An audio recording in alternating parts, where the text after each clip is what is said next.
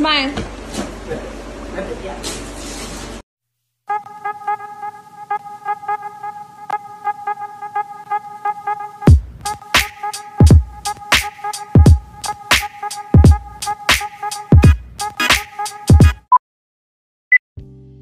Habang naging abala si Kim sa kanilang Christmas vacation, ay mainit na pinag-uusapan naman ngayon ang naging blog nila Christy Furman tungkol kay Mr. Sian Lim, at ayon nga dito, ay noon pa man ay hindi na umano boto ang pamilya ni Kim sa kanyang ex-boyfriend na si Sian.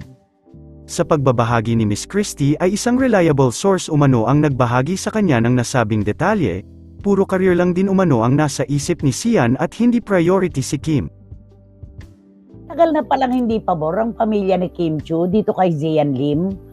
At tapos, mayroon rin daw napanood si Romel Chica na interview sa actor-director kung saan tinanong siya kung kumusta ang relasyon niya sa pamilya ng dalaga at halata raw sa mukha nito na hindi alam kung paano sasagutin ang tanong.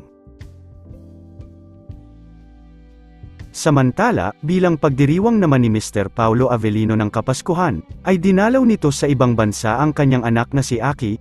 Ibinahagi din nito ang kanyang ibinigay na regalo sa kanyang anak. Patunay na hindi talaga nito nakakalimutan si Aki, mapapansin din na ang laki na nito at nagbibinata na kumpara sa huli nilang pagkikita. Go ahead, Summer. I'm gonna start with, which one should I start with? Maybe that the one with Up to your spot. Thank you. Check who that came from. No way.